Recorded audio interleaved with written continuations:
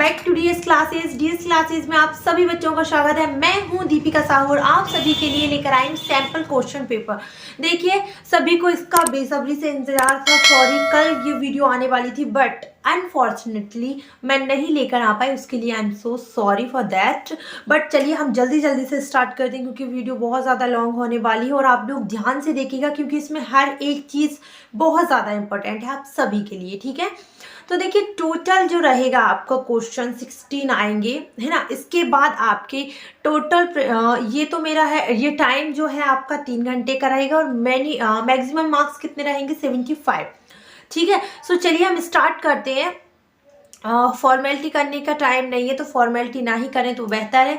Please, इतनी मैं सुबह से इसी चीज़ में लगी हूँ तो आप मेरी इतनी सारी मेहनत का एक लाइक तो बनता है ना, सो वो आप कर दीजिएगा। देखिए, पहले आप देख रहे हैं कि read the following passage carefully and answer the question given below. इसमें जो भी क्वेश्चन आंसर दिए हैं, मतलब अल्टरनेटिव दिए हैं, उनके आंसर फिल करने हैं। सो ये कुछ आपका इस तरीके से पैसेज है कि इसका पैसेज मैं अलग से भी करवा दूंगी आप सभी के लिए, लेकिन इसमें छोटा सा मतलब समझाऊंगी। इसमें अलेक्जेंडर के बारे में बताया है, जब वो 16 ईयर के थे उनको क्या ही पसंद था, क्या नहीं पसंद था, किस चीज़ के लिए वो फॉन्ड ऑफ थे एंड एक्सेट्रा लाइक ओके। और डायरेक्ट हम बात करते हैं आपके अल्टरनेटिव की क्योंकि मुझे वीडियो को लॉन्ग नहीं करना है। ठीक है, और बात मुद्दे की करनी, सिंपल सी बात है क्योंकि हाफ ईयरली एग्ज़ाम आपके होने वाले हैं और सभी के लिए ये बहुत ज़्यादा इम्पोर्टेंट है। Alexander Fleming was fond of, वो किसके फॉन्ड ऑफ थे? फॉन्ड ऑफ से मतलब ये नहीं कि चढ़े हुए थे, फॉन्ड ऑफ मतलब किसी भी चीज़ की आप एडिक्ट हो जाते हैं ना, सो तब की बात होती है। तो देखिए यहाँ पर अगर आप फर्स्ट ही पैरा में देखेंगे ना तो उसमें बताया था कि वो वेरी गुड स्विमर थे, उनको स्विमिंग करना ज़्यादा अच्छा लगता था। सो राइट आंसर इज़ कि स्विमिंग, उनको स्विमिंग जो थी वो फॉन्ड ऑफ थे। उसके फॉन्ड ऑफ किसी चीज़ का एडिक्शन हो जाना, कोई चीज़ आपको बेहद पसंद है। ठीक है, चलिए देखते हैं। He had to work to earn his living when he was in. देखिए, अब आप फर्स्ट लाइन देखिएगा पैसेज की, जस्ट फर्स्ट। जो बच्चे ना कम पढ़ते हैं उनके लिए मैं छोटी छोटी चीज़ें बता रही हूँ क्योंकि आप याद तो करने में अलाली करेंगे, सो छोटी सी चीज़ तो आप याद रख सकते हैं ना कि इसमें लिखा है अलेक्जेंडर, क्या लिखा है बेटा? When Alexander Fleming was 16 he had to work to earn his living. ठीक है, और यही आपको क्वेश्चन पूछा गया है कि विच ईयर की विच एज, हाँ, he had to work to earn his living when he was in, वो कितने के थे जब उनको अपने लिए कमाना पसंद था, पढ़ता था, या मैं बोलूँ सिंपल सी बात है पढ़ता ही था। ही वाज कितने के थे भाई वो? His teens. ठीक है, इसका आंसर है हिज टीन्स। और थर्ड है आपका What influenced Alexander Fleming's decision to leave his job at the, अब देखिएगा उनने उनकी जॉब कब छोड़ी थी और किस वजह से छोड़ी थी। तो मैंने यहाँ पे रेड टिक किया है कि just afterwards a relative dies leaving him a small but useful sum of money. देखिए, उनने उनकी जॉब कम किस लिए छोड़ी थी? अ रिलेटिव डेथ्स, किसी रिलेटिव की डेथ होने की वजह से, इनहेरिटेंस की वजह से। ठीक है, अभी फोर्थ देखते हैं। व्हाट डज, इसमें लिखा है what does uninteresting meaning in the context of Alexander Fleming's job at the shipping office. उनके लिए उनका जो जॉब था उसमें अनइंटरेस्टिंग चीज़ मतलब अनइंटरेस्टिंग का मतलब क्या है? ठीक है, सो उनका अनइंटरेस्टिंग का मतलब था बोरिंग। ठीक है, फिफ्थ देखते हैं अपन लोग। Alexander Fleming join for his medical training, जो अलेक्जेंडर थे उन्होंने अपनी मेडिकल ट्रेनिंग के लिए कौन सा मतलब जो हॉस्पिटल है वो ज्वाइन किया था? तो थॉमस हॉस्पिटल था। ठीक है, देखिए इसका अगर आपको टोटल मीनिंग चाहिए है और पूरा पैसे समझना है तो उसके लिए अलग से वीडियो आ जाएगी। इस वीडियो में बस आपको आंसर दूंगी जो इम्पोर्टेंट है। समझ रहे हो आप? लोग देखेंगे passage number 2, read the following passage carefully and answer the question given below. आपको ये जो पूरा सेकेंड पैसेज वेस्ट है, एंजीन पैसेज, ये है वेजिटेबल ऑयल के ऊपर। सो जो वेजिटेबल ऑयल होता है वो कितना इंपॉर्टेंट होता है, एंटी क्वालिटी होती है इसमें, एंड ये जो है हाउस होल्ड के लिए बहुत ज़्यादा इंपॉर्टेंट होता है, बिना इसके कोई काम नहीं होता है। एंड इसमें और भी बहुत सारी चीज़ें बताई गई हैं। तो चलिए हम इसके क्वेश्चन आंसर देखते हैं जो बहुत ज़्यादा इंपॉर्टेंट है आप सभी के लिए, ठीक है के हिसाब से। तो आप मुझे कमेंट कर दीजिएगा क्योंकि उस पर से वीडियो अलग से आ जाएगी, ठीक है। इसमें अभी हम सारी चीज़ें सॉल्व करवाएंगे क्योंकि ये वीडियो हो जाएगी लॉन्ग आप सभी के लिए, और मुझे भी अपलोड करने में दिक्कत आएगी और आपको भी टाइम वेस्ट करने में दिक्कत ही आएगी, ठीक है। और बहुत से हलाल बच्चे तो जल्दी जल्दी टिक मारवा दो, जल्दी हो जाएगा कंप्लीट। तो ऐसा नहीं करना है, बढ़िया देखिए समझिए और थोड़ा सा माइंड में डाल लीजिए कि किसका क्या है। चलिए, What is the primary use of vegetable oil according to the passage? Primary use क्या है vegetable oil का? कुकिंग के लिए है। सेकेंड क्वेश्चन है आपका, which type of oil is often referred to the politician and engineer? तो इसका आंसर है आपका मिनरल ऑयल। जो पॉलिटिशियन और इंजीनियर होते हैं वो कौन सा मतलब ऑयल रिफर करते हैं कि ये कहाँ पर है, वरना आपको दिक्कत होगी इसको टिक करने में। मैंने जिस पे ये यहाँ से आप ये देखिए, ठीक है, सिंपल है। थर्ड है, the mineral oil when refined into petrol has contributed to the develop of. आपको बताना है इसका आंसर। तो ये जो है, जब ये जो ऑयल है मिनरल ऑयल जो पेट्रोल में रिफाइंड हो जाता है, सो वो मतलब कैसे डेवलप होता है, इसमें कंट्रीब्यूट क्या होता है और काय में यूज़ होता है। तो ये मोटर कार्स के जो इंजन होते हैं उसमें यूज़ किया जाता है। तो आंसर है मोटर कार्स। और ये मैं इसका आंसर भी आप सभी को बता देती हूँ। अगर आप ध्यान से देखेंगे तो ये लिखा है motor car to it we of the extents of motor car. तो इसमें समझ में नहीं आ रहा ना, when it is refined into petrol it used on run engine. जो रन इंजन होते हैं ना मोटर कार्स के, उसमें यूज किया जाता है, ठीक है।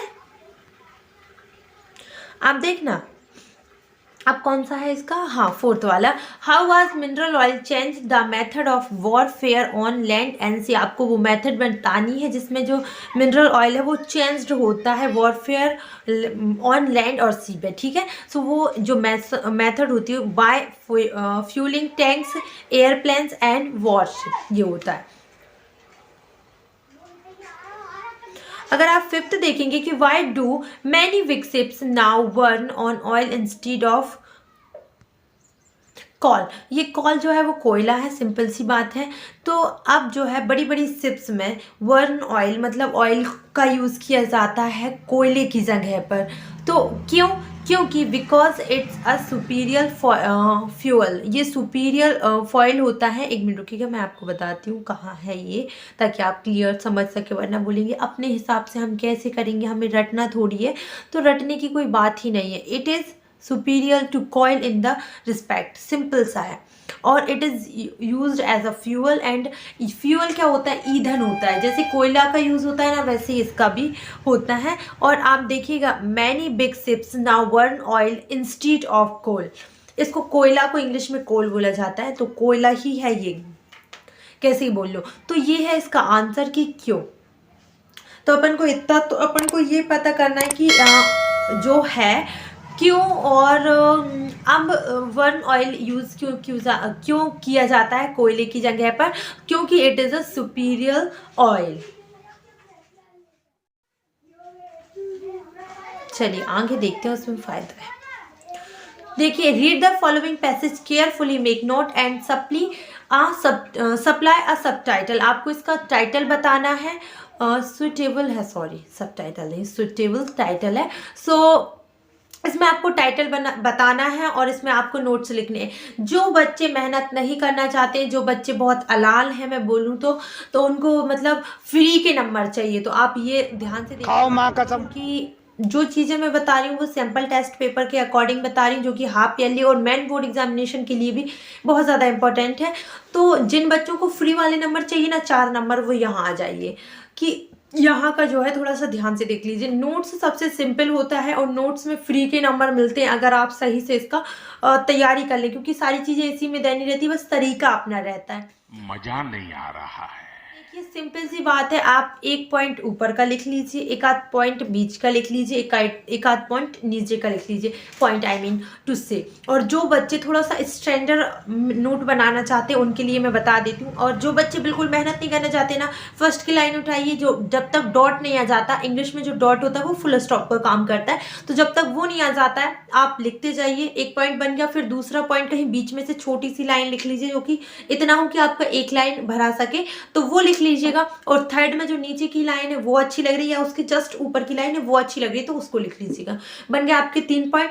3 से 4 पॉइंट बनाइए, आपको 3 नंबर आराम से मिल जाए। समझ रहे हो आप? और एक टाइटल का है, तो देखिए इसमें जो डायरेक्ट बात हो रही है वो काय की हो रही है, वेकेशन की। When planning to go on a vacation the tendency is to make us sure that travel plans free and then before stepping out of one's door, that is a passage of या फिर मैं बोलूँ कि passage of a vacation. तो ये सारी चीज़ें vacation पे ही बेस्ड है, तो इसका जो टाइटल रहेगा वो भी वेकेशन। चलिए मैं आपको टाइटल बता देती हूँ, जो बच्चे थोड़ा सा अच्छा सा टाइटल बनाना, टाइटल में ही मतलब नोट्स बनाना चाहते हैं उनके लिए। देखिए फर्स्ट है, आपको फर्स्ट की लाइन में मिल जाएगा, फर्स्ट या मे बी सेकेंड वाली लाइन में लिखेगा, क्योंकि मुझे ये ज़्यादा अच्छा लग रहा था। देखना मैं बताती हूँ आपको। ये देखिए यहाँ से लिखा है मैंने यहाँ तक, क्योंकि मुझे ये छोटा लगा इसलिए। Walking helps you enhance the adventure streak in you, यहाँ तक लिखा। अब जिन बच्चों को मतलब एक टाइटल लिखने के बाद 2.1, 2.3, 2.3 करके, मतलब उनके जैसे आपने एक लाइन कुछ लिख लिया जैसे आपको लग रहा है, और उसके बाद आपको सब टाइटल बनाने हैं उसके, ठीक है, ताकि आपका जो नोट्स है वो थोड़ा सा इम्प्रेसिव लगे, और जो टीचर चेक कर रहे हैं वो आपके एक भी या एक क्या आधा नंबर भी ना काटे। क्योंकि जो टॉपर्स लोग होती हैं, जो लड़कियां होती हैं, उनको तो अपने एक एक नंबर क्या आधे से आधे नंबर भी बहुत ज़्यादा कीमती होता है। तो देखिए ग्रेटेस्ट हॉलीडे ये मैंने किस में से लिया, मैं आपको ये बताऊंगी। सबसे पहले अगर आपको ऐसे टाइटल वाले लिखने की, टाइटल करके सब टाइटल 2.1, 2.3, 2.4 या फिर 3 का लिख रहे तो 3.1, 3.2, 3.3 ऐसा करके लिखना है। सो उसके लिए सबसे पहले कॉमा वाली चीज़ें देखिए मैंने ये लिखा है, मैं बताती हूँ आपको। एट द ग्रेटेस्ट हॉलीडे, मतलब इसमें जो है ग्रेटेस्ट हॉलीडे के बारे में बताया कि जो सबसे अच्छे हॉलीडे होते हैं, सबसे मतलब मज़ेदार हॉलीडे होते हैं, वो कौन से होते हैं। तो मैंने टाइटल लिख लिया क्या, ग्रेटेस्ट हॉलीडे, ठीक है। फिर इसके बाद मैंने लिखा greatest holiday can we enjoy by going on a food, and then मैंने सेकेंड 2.2 लिखा है, I am not referring to trekking expedition into the wilds, मैंने ये वाला लिखा है। अब आप देखिए, any holiday can be made into a walking trip by option out of a bus ride और अ टेंजेंट्री। तो ये भी लिख सकती थी, बट मुझे 3 नंबर के हिसाब से लिखना था, तो मैंने सिर्फ 2 पॉइंट नोट करे। उसी में से अगर आपको कुछ और अच्छा लग रहा है और आप कुछ और अच्छा बनाना चाहते हैं तो आप अपने हिसाब से भी कर सकते हैं। इसमें ऐसा नहीं है कि मैंने दिया तो इसका यही आंसर रहेगा, ऐसा नहीं है। अलग अलग तरीके से भी आप इसका आंसर दे सकते हैं, ठीक है। और ये वाला समझ में नहीं आ रहा हो तो कहीं और जो मतलब लंबी लाइन है जिसमें कॉमा करके 3-4 चीजें पॉइंट में दी है, तो पहला पॉइंट ले लीजिए जिसमें आपको लग रहा है वो चारों चीजें इंक्लूड रहेंगी, ठीक है। तो आपने वो लिख लिया। फिर उसके बाद नीचे 2.1 या फिर 1 में ही आप लिखना चाह रहे हैं कि फर्स्ट में हम पॉइंट बना के लिखें, तो 1.1, 1.2, 1.3 ऐसे करके लिख लीजिए, ठीक है, ताकि आपको नंबर पूरे मिले, कटे नहीं आपके नंबर। और थर्ड मैंने लिखा था restart pools are a great way to have fun and stay fit and suitable for all age. देखना ध्यान से सुनना, ये वाला मैंने यहाँ से लिया है। अरे बाप रे, देखिए मैंने ये यहाँ से कहाँ से लिया, देखिए ये जहाँ पर दिया है ना रिसोर्ट, मैंने सॉरी रुकिए मैं कुछ और से वो पे पॉइंट आउट करती हूँ ताकि आप लोगों को सिंपली समझ में आए, क्योंकि यहाँ पे बहुत सारी लाइनिंग होगी तो शायद आपको ना समझ में आए। ये नीचे से दूसरी वाली line, restore pools are a great way to have a fun and stay fit and suitable for all age, ये वाला लिखा है। देखिए आप जो बच्चे बिल्कुल मेहनत नहीं करना चाहते, जो सोच रहे हैं कि हमें बनी बनाई खिचड़ी मिल जाए, एक लाइन ऊपर की लिख लेना, एक लाइन बीच की लिख लेना, एक और लाइन कहीं इधर उधर से ढूंढ लेना और लास्ट की लाइन लिख देना। 4 लाइन लिख दीजिए, आपके 2 नंबर कहीं नहीं जा रहे हैं। कोई शख्स नहीं है जो आपको ऐसा नंबर ना दे इस चीज के, क्योंकि ये सबसे मैं बोल रही हूँ ना, ये फ्री का नंबर है। और टाइटल में आप वेकेशन लिख लीजिएगा। ठीक है, सेक्शन बी देखते हैं। चलिए, राइटिंग। आपको सबसे पहले क्या करना है, क्वेश्चन नंबर 4 देखना है। देखिए, मैंने आपको बहुत सारी एप्लीकेशन करवा चुकी, जिसमें से एक बुक बैंक भी मैं करवा चुकी है। देखिए, मैंने आपको 3 in 1 एप्लीकेशन बनाना सिखाया था, और इसके बाद मैंने आप सभी को जो जो चीज़ें सिखाई वो सैम्पल पेपर में आई है। इट मीन शायद आपका हाफ ईयरली एग्जाम में देखने को ये सारी चीज़ें मिले। तो all the best to all of you, but आप लोग कर लीजिए। मेहनत नहीं करेंगे तो आपको ऑल द बेस्ट कहने का मेरा कोई मतलब नहीं रहेगा।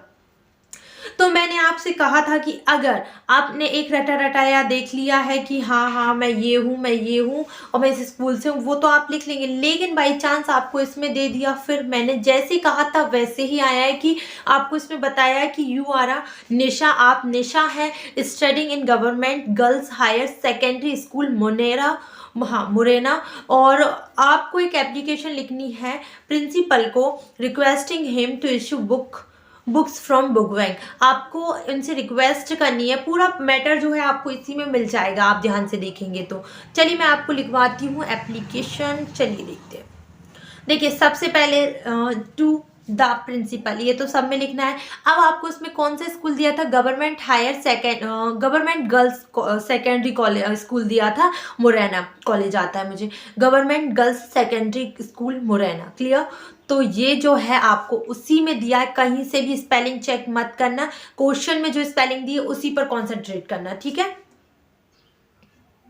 और अगर बाई चांस इसकी जगह पे कोई और आपको कोई और स्कूल का नाम दे दे, किसी और जगह का नाम दे दे, फिर क्या करेंगे आप? फिर भी यही करना है कि यहाँ पर आपको प्रिंसिपल लिखने के बाद आपको यहाँ पर वो लिखना पड़ेगा, ठीक है। फिर सब्जेक्ट, अब subject and application for book bank. मैंने बुक बैंक कहाँ से लिखा है ये देखिए, कहाँ से आपको बुक चाहिए, बुक बैंक से चाहिए, तो आपने an application for book bank, आपको बुक चाहिए। अब यहाँ पर रिस्पेक्टेड सर भी लिख सकते हैं और सर भी लिख सकते हैं। फिर लगाइए आप एक छोटा सा कॉमा, और ये कॉमा लगाना ना भूले। मैं जैसे आप लोगों को एप्लीकेशन लिखना सिखा रही हूँ वैसे ही लिखना। और मैंने अलग से भी एप्लीकेशन की वीडियो डाली थी, देखिए मैंने लगा दिया है कि मैंने ये चीज़ बता चुकी हूँ, और यही चीज़ मुझे सैम्पल पेपर में देखने को मिली है ना। सो फटाफट से इस वीडियो को शेयर कर देना ध्यान से और आराम से। चलिए, अब देखते हैं। I wake to stay that. देखिए, रटा रटाया कॉन्सेप्ट है कि I wake to state that I am a student of class 10 of your school. इतना आपको रट लेना चाहिए। हर एक एप्लीकेशन में ये लाइन चिपका दीजिए आप लोग, ठीक है। चलिए आगे देखते हैं। थोड़ा सा फ्लैश ज़्यादा हो गया ना इसका। I have been a good student. आपको बताना, देखो आपको प्रिंसिपल से, सबसे बड़ी चीज़ तो प्रिंसिपल से बुक चाहिए है बुक बैंक से, तो आपको बताना पड़ेगा कि देखो सर मैं बहुत अच्छा स्टूडेंट, हालांकि आप नहीं भी होंगे तो आपको बोलना पड़ेगा कि आप एक अच्छे स्टूडेंट है। तो आई have been a good student, yeah, and first stand in my school, in my class, आप कुछ भी लिख सकते हैं।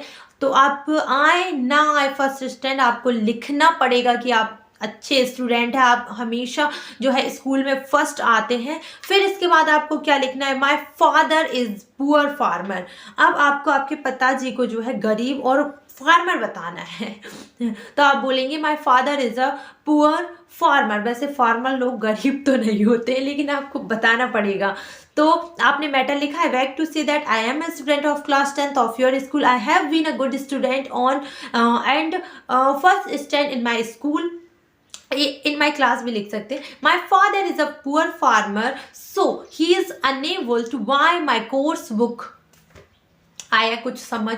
अब यहाँ पर आपको भीख टाइप की मांगनी है कि I wake to say that, simple सी बात है ना। और फिर आपको बोलना है कि मैं जो हूँ, मेरे जो पिताजी हैं वो अनेबल है बाय करने में। बाय मतलब क्या होता है, खरीदना, कोर्स बुक, ठीक है। So kindly issue my course book from book bank. आप मेरा जो कोर्स बुक है, मतलब मेरी जो कोर्स की बुक्स हैं उनको प्रोवाइड करवा दीजिए मुझे बुक बैंक से।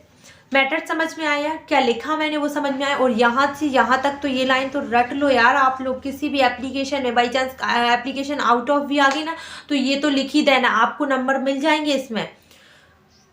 चलिए आगे देखते। थैंक यू बोलना पड़ेगा ना आप भाई, थैंक यू बोल दिया आपने। योर ओबिडेंटली, यहाँ पर यहाँ पर XYZ ना लिखे, मैंने जानबूझकर ये XYZ लिखा है ताकि आप ये गलती ना करें, क्योंकि बहुत से बच्चे ये रहते हैं ना, रटा रटाया चीज़ XYZ, सर ने बोला है नाम प्रोवाइड नहीं करवाते हैं एप्लीकेशन में, तो हम भी नहीं करेंगे, ऐसा कुछ नहीं है। यहाँ पर आपको आपका नाम दिया गया है, अगर आपने ये नाम नहीं लिखा आपके नंबर कट जाएंगे वहीं पर। क्या मतलब इतना सारा लिखने का जब एप्लीकेशन में नंबर ही कटने हैं। यहाँ आपको लिखना है आपका नाम निशा, आपका नाम क्या है, निशा है। भले आप लड़का है लड़की, लेकिन आपको आपका नाम निशा लिखना पड़ेगा। आप निशांत नहीं लिख सकते हैं लड़का है तो।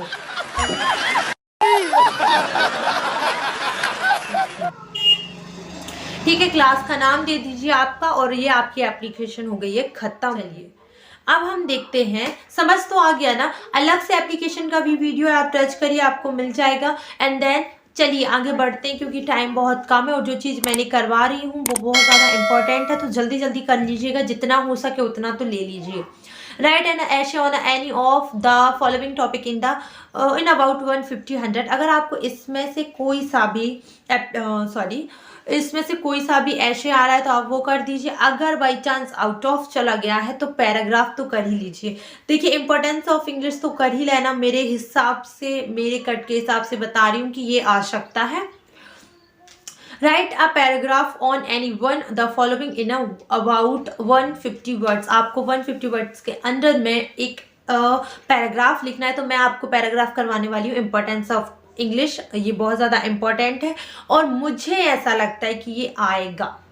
ठीक है, इंपॉर्टेंस ऑफ इंग्लिश जल्दी जल्दी करवाते हैं। International language, invention of internet, community with other country, progress, rich literature in study in. देखिए ये मेरे टाइम का है, मतलब मैं जब पढ़ती थी मेरे टाइम का, लेकिन बहुत ज़्यादा इंपॉर्टेंट है, मैं वहीं से देख रही हूँ कि ये आ सकता है इसलिए। और ये सारे पॉइंट आउट आप लिख लीजिएगा, बढ़िया हेडलाइन बना के पॉइंट लिखिएगा ताकि अच्छे नंबर मिले आप सभी को। क्वेश्चन जो क्वेश्चन है वो 5 नंबर का है इसलिए। देखिए इंग्लिश है ना इंटरनेशनल लैंग्वेज, जो इंग्लिश है वो एक इंटरनेशनल अंतर्राष्ट्रीय लैंग्वेज है and it is spoken all over. इसको हमेशा हर जगह बोला जाता है। The world with the invention of the internet no country can depend upon its local language. देखो कोई भी कंट्री जो है उसकी लोकल लैंग्वेज पे डिपेंड नहीं है, उसको हमेशा एक कम्युनिटी के लिए अगर उसको दूसरी कंट्री से कम्युनिकेट करना है तो उसको एक इंग्लिश आनी ही चाहिए। एक इंग्लिश है मतलब एक लैंग्वेज आनी चाहिए जो कि इंग्लिश है, मोस्ट पॉपुलर लैंग्वेज। ठीक है, सो पॉइंट आप देखते जाइए, टेंशन मत लीजिए। इंटरनेशनल लैंग्वेज की बात, English is an international language. And आपको फिर सेकंड पॉइंट मैंने दिया था invention of internet. Invention of internet तो सेकंड में मैंने बोला कि इज स्पोकन ऑल ओवर, ये हमेशा सब जगह बोली जाती।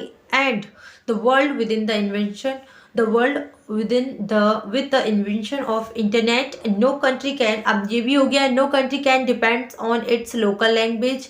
देखिए community with the other country third है आपका, तो क्या लिखना है आपको, we can communication with the other country only when we know to, we can communication with the other countries। अब आप communicate कर सकते हैं other country से just because of English, आपको ये बताना पड़ेगा। and then क्या करना है आपको,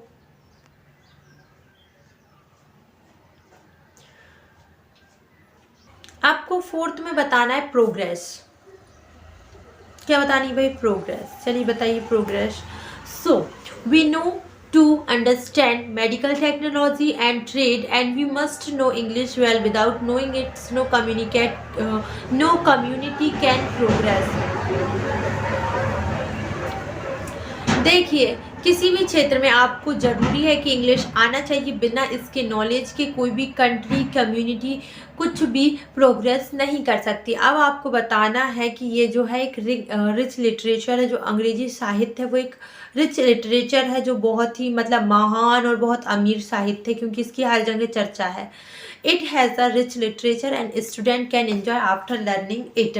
जो बच्चे हैं वो भी इसको बहुत ज़्यादा इन्जॉय करते हैं इसको सीखने के बाद। सिंपल सा था, थोड़ा सा मुश्किल रहा होगा जिनके लिए, जिन्होंने ये नहीं किया है, बाकी तो बहुत ज़्यादा आसान है, एक बार कर लीजिएगा। On the basic of the picture given below right a short paragraph. आपको 3 नंबर का शॉर्ट पैराग्राफ लिखना है और इसमें आपको जो है बता दिया गया है कि द इम्पोर्टेंस ऑफ ट्री, फिर इसके बाद लिखा है रिमूविंग क्या हो रहा है यार, remove carbon dioxide, reduce erosion, prevent flooding, provides fruit, provide medicine, cool our house, plant a tree, save our life। देखिए इसका जो है मैंने पैराग्राफ लिख दिया, आप लोग देख लीजिएगा। मैंने पॉइंट आपको यहाँ पर नोट करवा दिए गए हैं, इसके अकॉर्डिंग आप मिलाते जाइएगा। मैं बोलती जा रही हूँ, आपने पॉइंट उससे मिला लीजिएगा जहाँ लिखा है उससे। चलिए देखते हैं। There are very importance for our earth, trees are very important for our earth. आपको फर्स्ट में तो ये बताना पड़ेगा ना कि जो ट्री है वो बहुत ज़्यादा इंपॉर्टेंट है। फिर इसके बाद आप बताएंगे कि ट्री रिमूव, जो ट्रीज होते हैं, जो पेड़ होते हैं, वो रिमूव कर देते हैं कार्बन डाइऑक्साइड को फ्रॉम द एयर। जो हमारी वातावरण है, जो हमारी हवा है, उसमें से कार्बन डाइऑक्साइड को रिमूव कर दिया जाता है पेड़ों के द्वारा। They reduce erosion, they also provide fruits for us. देखिए ये जो है क्या करते हैं, रिड्यूस करते हैं इरोजन को। इसके बाद आपको बताना है कि ये जो है हमें प्रोवाइड करवाते हैं फूड, फल फ्रूट, जो हम सबके लिए बहुत ज़्यादा ज़रूरी है। दे गिव्स अस ऑक्सीजन, ये हमें ऑक्सीजन प्रदान करते हैं। और क्या करते हैं, to they give us oxygen to breathe, हमें सांस लेने के लिए ऑक्सीजन प्रोवाइड कराता है। And then they also prevent flooding, ये जो है फ्लडिंग को रोकता है। फ्लडिंग मतलब क्या होता है भाई, फ्लडिंग मतलब होता है आपका बाढ़, ये बाढ़ को भी रोकता है। एंड सेव अवर लाइफ, हमारी ज़िंदगी को सेव करता है। Trees cools our house in many ways, कई तरीक़ों से ये हमारे घर में ठंडक बनाए रखता है। We should plant a tree, हमें पेड़ पौधे लगाने चाहिए, हमें पौधे निर्मित करने चाहिए, प्लांट करने चाहिए। And then to save our life, किसके लिए, हमारी सेव अवर अर्थ, हमारे पृथ्वी को, हमारी अर्थ को सेव करने के लिए हमें क्या है, पेड़ पौधे लगाने चाहिए। मजा नहीं आ रहा है। सारे पॉइंट नोट है जो यहाँ पर दिए हैं, ध्यान से देख लीजिएगा आप लोग, ठीक है। चलिए सबसे interesting part of sample paper, section C, grammar, ठीक है। Fill in the blanks any 5। Here we haven't got blank time, हमारे पास टाइम नहीं है, जल्दी करो। तो इसमें क्या आएगा, मैनी आएगा, लिटिल आएगा या मच आएगा। देखिए जो मच है वो अनकाउंटेबल और सिंगुलर के लिए आता है। तो सिंगुलर क्या है, टाइम, जो ब्लैंक है उसके जस्ट बाद देखिए, अगर वो शब्द, वो नाउन जो है अगर अनकाउंटेबल है मतलब उसे गिन नहीं सकते, और क्या उसको मतलब वो सिंगुलर होना चाहिए। अगर वो है तो उसमें मच आएगा, तो है तो इट मीन्स यहाँ पर मच आएगा।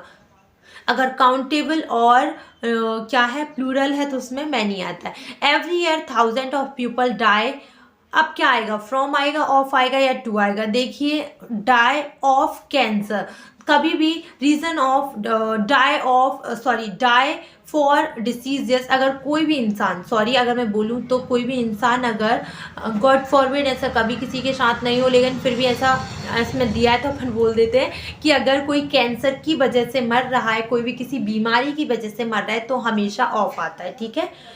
अब बाद की बातें ना करें हमारे सामने। My father is a retired teacher, मेरे पिताजी जो है रिटायर्ड टीचर है, मतलब वो रिटायर हो चुके हैं। फोर्थ वाला देखिए, वी वेयर है, बी ब्लैंक वेयर मास्क इन क्राउड प्लेस, हमें मास्क पहनना चाहिए जो मतलब क्राउड जगह होती है, मतलब झुंड वाली जगह। सो वी शुड आएगा। फिफ्थ देखते हैं, he is an American but his wife is European. बोल क्या रहा है, यूरोपियन। क्या आ रहा है, या आ रहा है, या क्या बॉबिल है, नहीं है। उच्चारण बॉबिल का है, नहीं है। बॉबिल का जब कोई बात ही नहीं है तो क्यों बॉबिल आएगा, क्यों पीछे पड़े रहते हो आप एन के, आप लिखिए ना ए। सिक्स्थ देखते, I am not going to office, मैं ऑफिस नहीं जा रहा हूँ क्योंकि मैं बीमार हूँ, आई वॉज इल, ठीक है। सॉरी आई एम इल, तो यहाँ पर क्या आएगा, बिकॉज, क्योंकि। तो आंसर इज बिकॉज। सेवन देखते हैं, I often go to, six हो गया था, सेवन देखते हैं, I often go to Mumbai, blank is the commercial capital of India, जो कि मैं अक्सर मुंबई जाता हूँ, जो कि कमर्शियल कैपिटल है किसकी, इंडिया की, भारत की। तो देखिए इसमें क्या आएगा, इसमें विच आएगा, जो कि कमर्शियल कैपिटल है, इसलिए जो कि, तो मतलब विच ही आना है। चलिए डू एज डायरेक्टेड और देख लेते हैं हम लोग। देखिए यहाँ पर आप स्क्रीनशॉट ले लीजिएगा। फर्स्ट का है मच, सेकंड का है ऑफ, थर्ड का है रिटायर्ड, फोर्थ का है शुड, फिफ्थ का है आ, सिक्स्थ का है बिकॉज और सेवेंथ का है विच। चलिए डुअल्स डायरेक्टेड और देख लेते हैं हम लोग। Mohan is very weak, Mohan is very weak dot मतलब फुल स्टॉप। सेकेंड है आपका he can not walk easily, जो मोहित है वो बहुत ज़्यादा कमज़ोर है, वो चल नहीं सकता, मतलब वो चलने में जो है कमज़ोर है, वो इजीली नहीं चल सकता है। आपको करना है क्या, सो दैट का यूज़ करना है। सो देखिए सिंपल सा फंड बताती हूँ, दोनों सेंटेंस को जोड़ने के लिए दैट, वेरी की जगह पे सो, सिंपल। अभी देखिए कैसे सिंपल, या मैं यही बताऊं, देखिए वेरी की जगह पे लिख दीजिए सो, सो इन दोनों सेंटेंस को जोड़ने के लिए आ जाएगा आपका दैट। नहीं समझ आया? जो बच्चे अच्छा मतलब जिन बच्चों को ऐसा लगता है अरे भाई पेपर मिल जाए मजा आ जाए, उन बच्चों के लिए ये चीज बहुत अच्छा रामबाण काम करती है कि सो और that simple. Mohit is so weak that he can not walk easily, मतलब जो मोहित है वो बहुत ज्यादा कमजोर है और वह इजीली नहीं चल सकता। सिंपल आया समझ?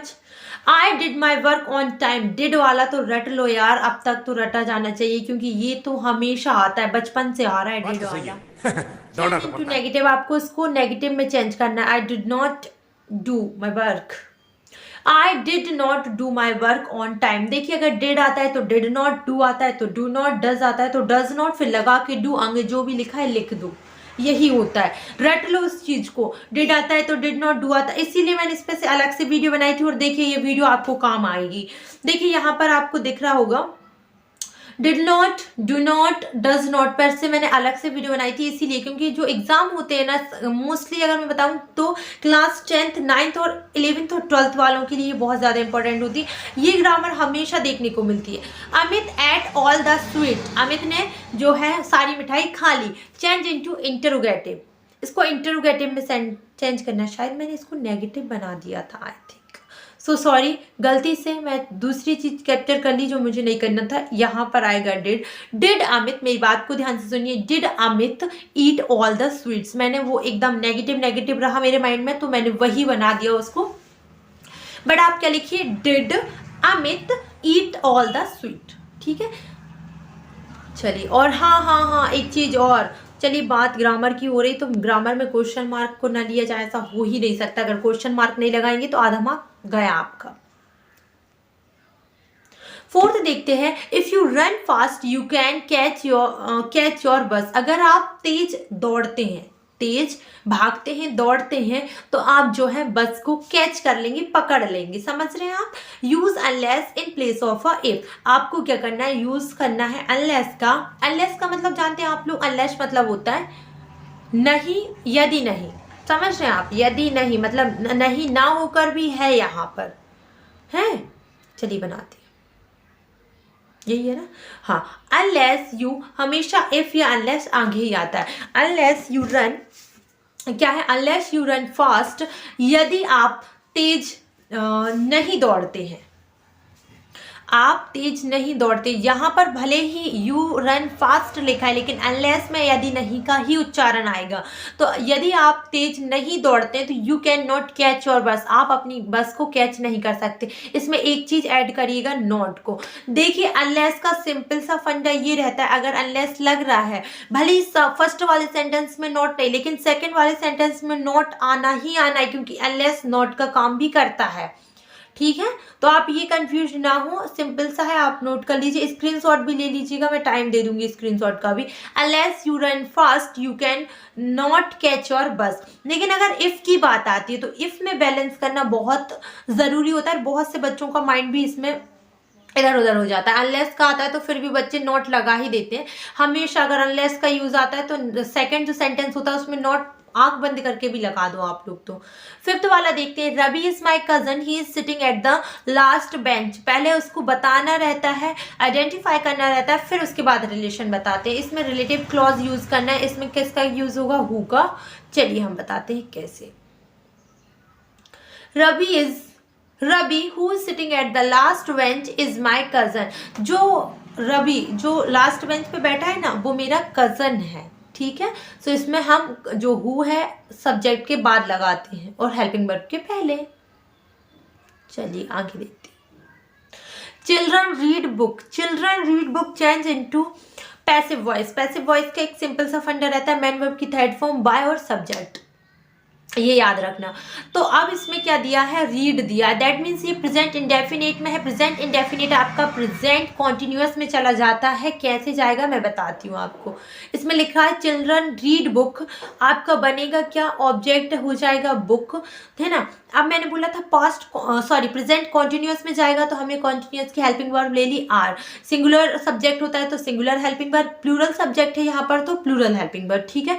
सो बुक आर। अब यहाँ पर रीड लिखा है मैंने, ये रीड की फर्स्ट फॉर्म नहीं है, ये रीड की थर्ड फॉर्म है। देखिए वैसे तो प्रेजेंट कॉन्टिन्यूअस में आपका माइंड वर्ब में आईएनजी आता है, लेकिन जब हम उसे पैसिव वॉइस में चेंज करते हैं तो हमेशा पैसिव वॉइस में मेन वर्ब की थर्ड फॉर्म आती है। मेन वर्ब की थर्ड फॉर्म रीड है बाय चिल्ड्रन, तो क्या बनेगा ये, book are read by children, ठीक है। और दूसरा दिया है कि राजधानी एक्सप्रेस हैज, एक मिनट रुकिए अपन देख लेते हैं ना।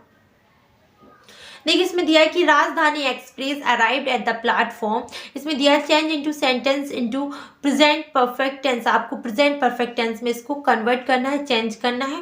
तो कैसे करेंगे भाई, कुछ नहीं, आपको क्या प्रेजेंट परफेक्ट टेंस आता है, नहीं आता तो एक सिंपल सा कॉन्सेप्ट माइंड में रखिए, सब्जेक्ट हैज या है, मेन वर्ब की थर्ड फॉर्म प्लस आपका ऑब्जेक्ट, ठीक है। राजधानी एक्सप्रेस लिखा आपने, सिंगुलर सब्जेक्ट है, सिंगुलर हेल्पिंग वर्ब आ गई हैज। अब थर्ड फॉर्म आती है तो अराइव्ड भी लिखा तो अराइव्ड का अराइव्ड भी होता है, मतलब सेकंड और थर्ड फॉर्म सेम होती है। एट द प्लेटफॉर्म, सिंपल, देखिए कितने इंटेलिजेंट है, आपने झट से बना लिया। अब आप लोग स्क्रीनशॉट ले लेना, ठीक है। चलिए सेक्शन डी देखते हैं, चलिए सेक्शन डी देखते हैं अपन लोग। देखिए इसमें दिया है आंसर द फॉलोइंग क्वेश्चन, जो मैंने most important multiple choice question करवाए थे ना, ये वही है। अगर आपको नहीं पता है, देखिए मैंने पोस्टर दिया है, इसमें आपको मैंने बताया था कि जो मोस्ट इम्पोर्टेंट जो मल्टीपल या अल्टरनेटिव आएंगे वो इसी में से आएंगे। और देखिए जब आपको सैम्पल पेपर में दिया ना, ये ग्रीन सिग्नल है कि आपको मेन बोर्ड एग्जामिनेशन में ये देखने को मिलेगा। तो देखिए the bakers are known in Goa as, Goa वाला जो बेकर फ्रॉम गोवा पढ़ा है आपने, नहीं पढ़ा है तो कोई दिक्कत नहीं है, आप बस अल्टरनेटिव चेक कर लीजिए फिलहाल। तो नहीं पढ़ा है तो आप प्लेलिस्ट चेक कर लेना, उसमें मैंने समझा दिया है। तो जो बेकर थे गोवा में, उनको किस नाम से जाना जाता था, पैडर। और सेकंड है Lencho called post office employ, जो लेंचो था उसने पोस्ट ऑफिस के एम्प्लॉय को क्या कहकर बुलाया था, बंच ऑफ क्रूक, ठीक है। इसके बाद थर्ड है what food did the seagulls mother get for it, जो सीगल की माँ है उसके लिए कौन सा खाना लेकर आ रही थी, फिश, ठीक है। फोर्थ देखेंगे, मैंने ये सारे मैंने जो आपको इम्पोर्टेंट क्वेश्चन करवाए ना, इम्पोर्टेंट मल्टीपल चॉइस क्वेश्चन, उसी में से है ये एक आप बस एक बार वीडियो देख लीजिएगा। Anne Frank called her diary, जो एन फ्रैंक थी उनने अपनी डायरी को क्या बोला था, किटी, ठीक है। चलिए क्वेश्चन नंबर 10 देखेंगे, read the following extract from the prose and the answer question given below, आपको जो एक्सट्रैक्ट दिया गया है वो सॉल्व करना है। Right a diary is a really strength, देखिए ये भी मैंने आपको करवा चुकी हूँ, जितने भी मैंने एक्सट्रैक्ट करवाए उसी में से आ रहा है। सो प्लीज आप वो एक्सट्रैक्ट एक बार तो देख सकते हैं, इतना टाइम सबके पास होता है कि एक बार एक्सट्रैक्ट तो देख लिया जाए ताकि आपको दिक्कत ना हो, ठीक है। Write in a diary is a really strange experience of a like me, not only because I have been written anything before but also because it seems the to me that a later और neither I nor anyone else will be interested in the musing of a 13-year-old school girl. देखिए ये जो है Anne Frank की कहानी है, वो बोलती है कि वैसे तो मुझे कितना अलग है ये एक्सपीरियंस एक डायरी में अपने बारे में लिखना, पता नहीं कोई इसे पसंद करेगा कि नहीं, मैं तो पहली बार लिख रही हूँ। वो बोलती है 13-year स्कूल गर्ल की स्टोरी सुनना कौन पसंद करेगा। फिर वो बोलती है लेकिन इट डजेंट मैटर, मुझे ये मैटर नहीं करता है, मुझे फील हो रहा है कि मुझे लिखना है, मेरी जो चेस्ट है मतलब मेरा जो मन है उसका बाहर मुझे उतारना है तो मैं लिखूंगी। कितने जल्दी समझा दिया और मैंने उसमें कितने आराम से समझाया, एक बार जाइए देखिए उस चीज़ को, प्लेलिस्ट में सारी चीजें हैं, बस आपको करनी है। From which line has this text been taken, ये लाइन किस में से ली गई, अभी पढ़ते पढ़ते थक गई हूँ कि from the diary of Anne Frank, from the diary of Anne Frank, तो ये राइट आंसर है कि from the diary of Anne Frank. Second question क्या है बच्चों, who is the author of from the diary of Anne Frank. देखिए ये उनकी खुद की डायरी थी, उन्होंने खुद लिखी थी, भले किसी ने भी प्रिंट करवाई हो, ऑथर तो वही थी ना, तो आंसर है एन फ्रैंक, ठीक है।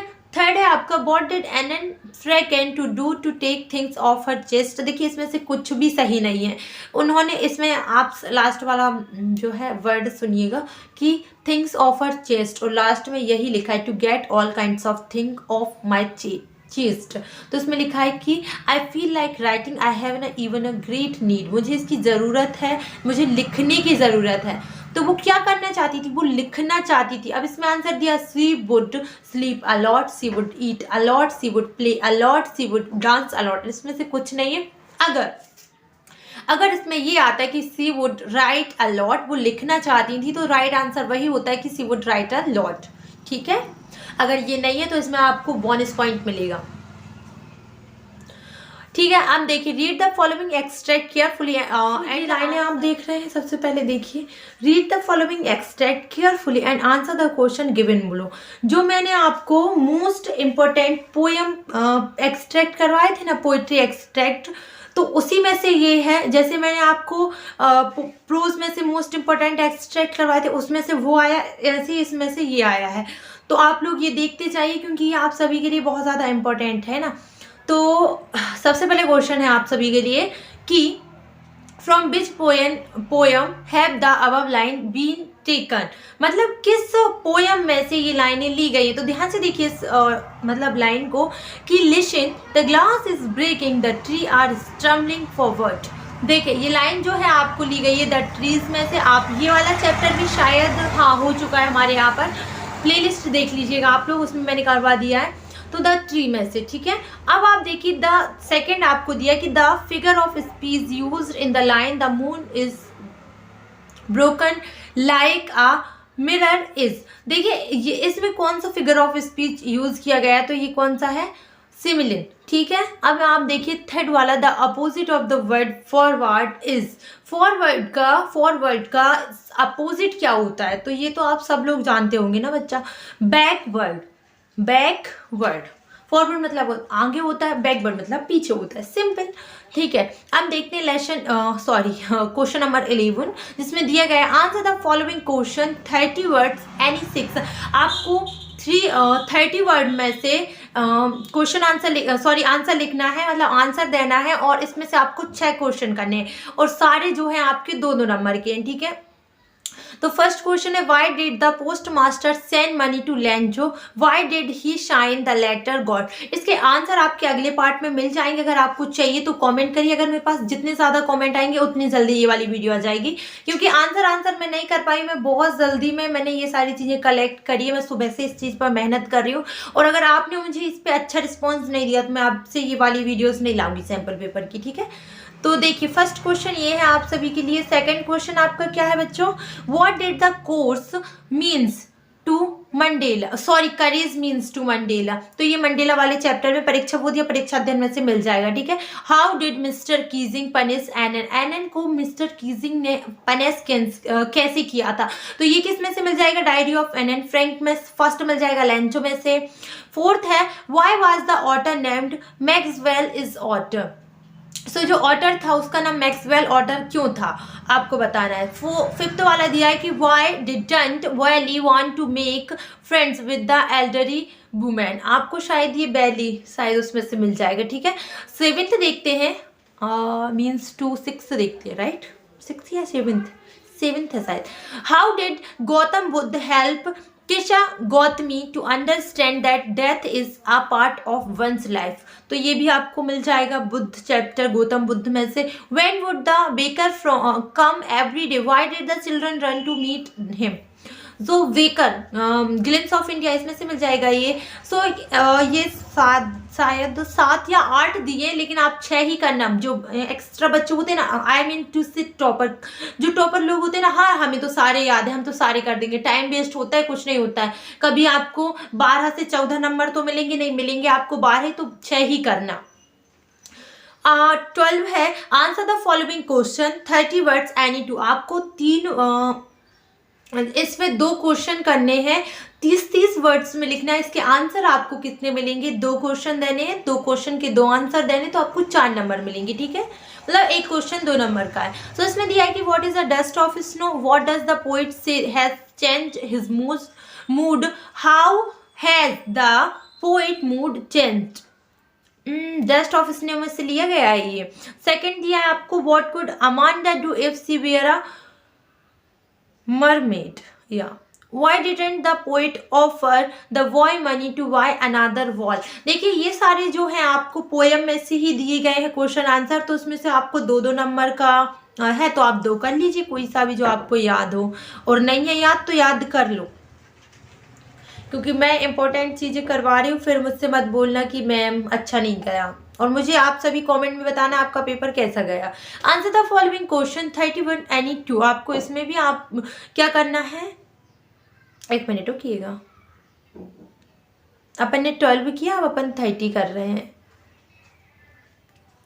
चलिए क्वेश्चन है आपको, इसमें भी आपको 2 क्वेश्चन देने हैं, 2 क्वेश्चन के आंसर देने हैं और 30 वर्ड्स में देने हैं, ठीक है, 30 शब्दों के अंतराल में।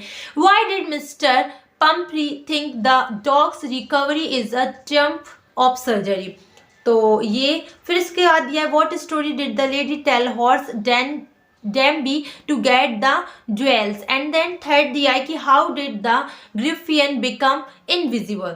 तो आप इनमें से 2 कर लीजिए जो आपको याद है। 14 दिया है कि what did the seagull, so father and mother threatened him and the casual him to fly, what complained the young seagull to fly? आपको 75 वर्ड्स में देना है, क्योंकि इसका एक ही आंसर देना है 75 शब्दों के अंतराल में, 3 नंबर का रहेगा। Baking was consider an important and profitable profession in a tradition, go please explain. आपको बताना है कि जो बेकिंग वाज है उसको क्यों इम्पोर्टेंट या प्रॉफिटेबल प्रोफेशन बताया गया है। 15 आपको दिया गया है, according to Robert Frost what are the 2 different views about the end of world? आपको 75 वर्ड्स में इसका भी आंसर देना है, तो आप 1 लिखना, 15 का और में दिया है, जो आपको सुटेबल लगे वो कर लीजिएगा। What is the theme of the poem a tiger in the zoo? आपको बताना है कि इसकी थीम क्या है टाइगर इन द जू की, मेरे हिसाब से आप ये करिएगा। चलिए क्वेश्चन नंबर 16 देखते हैं, how did Bholi's teacher play an important role in a changing the course of her life?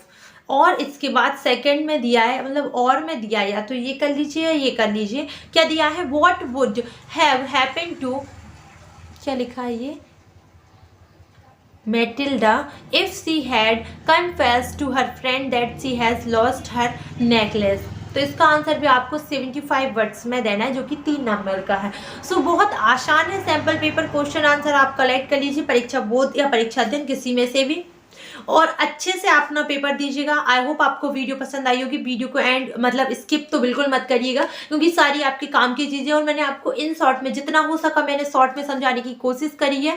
सो अगर आपको वीडियो पसंद आई होगी, मेरी इतनी सारी मेहनत के लिए 1 लाइक तो बनता है। कॉमेंट में बताइएगा कि आपको क्या समझ में नहीं आया, क्या चीज़ चाहिए, तो वो वीडियो भी आ जाएगी। Thank you so much. अपने फ्रेंड्स को सभी को शेयर कर दो, क्योंकि हाफ ईयरली एग्जाम आपके सिर पर है और आपका मतलब कथक डांस चल रहा है, तो जल्दी से शेयर कर दो, शायद आपका फायदा हो जाए, बेनिफिट हो जाए। इसी में से बहुत सारे क्वेश्चन आपको आपके हाफ ईयरली एग्जाम और मेन बोर्ड एग्जामिनेशन में देखने को मिलेंगे, ठीक है।